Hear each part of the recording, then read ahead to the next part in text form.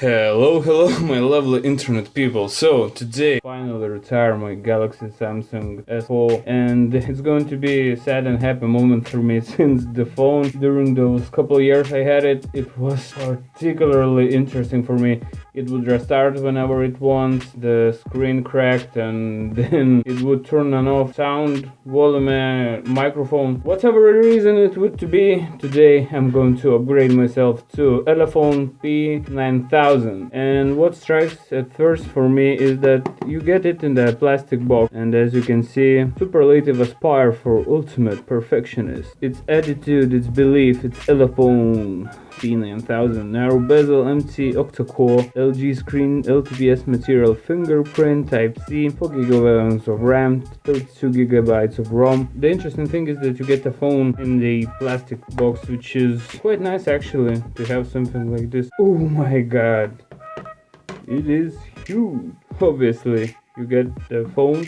It's 5.5 inches, pump, express plus P, fast charging, quick start guide. You get an USB Type-C and the SIM ejector and plug.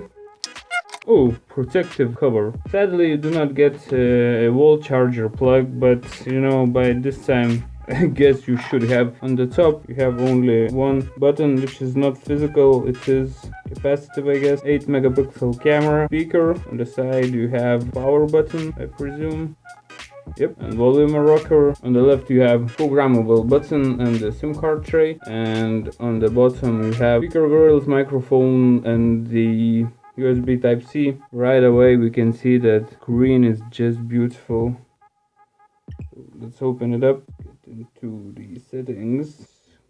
Screen is very vibrant. Yeah, so not much accessories you are getting with this phone, and the phone from gearbest.com for $210 with shipping. Press it.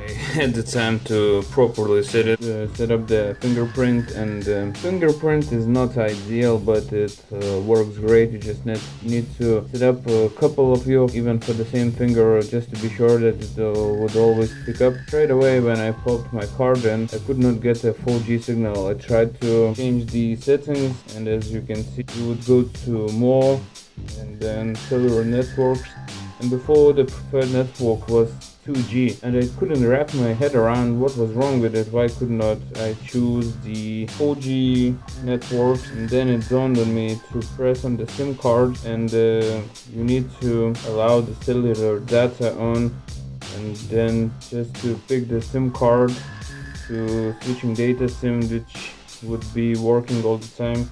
And after that, the SIM card would accept 4G, it automatically turn to 4G. So if you press once, it goes back. If you tap twice, then it goes to the home screen. If you press and hold, then it goes to all the apps which are running. If you want to have more standard panel, then go to your settings and turn on the navigation bar, and with navigation bar you have the standard button layout, but it takes up a little bit of your screen, so I don't know if you want to use that. All in all, this phone works really fast. Yeah, I know this is not the fastest phone, it's not going to compete with the recent flagship phones, and as you can see, phone does not have the best score. For example, Samsung Galaxy S6 is quite away from it, and by 900 points or something, you know. This is a really amazing phone for the price. Now I'm going to make a couple of videos and pictures, and after that I'm going to show you the difference. This is what you can expect right out of the box, and comparing it well to the Galaxy S4.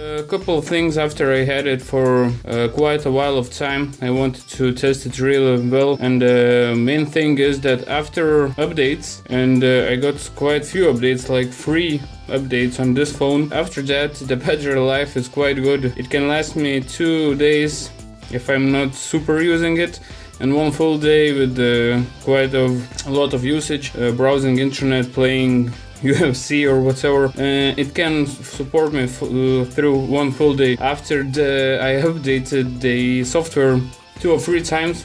Most of them were including in the description the battery life is going to improve. One negative thing though, the SIM card tray is not perfect for my SIM card, so SIM card is a little bit loose, and so sometimes I would get like SIM card notification that it is not inserted, you removed your SIM card or whatever, so not always I can use my phone as a phone. This is quite concerning since, yeah, I paid for the phone.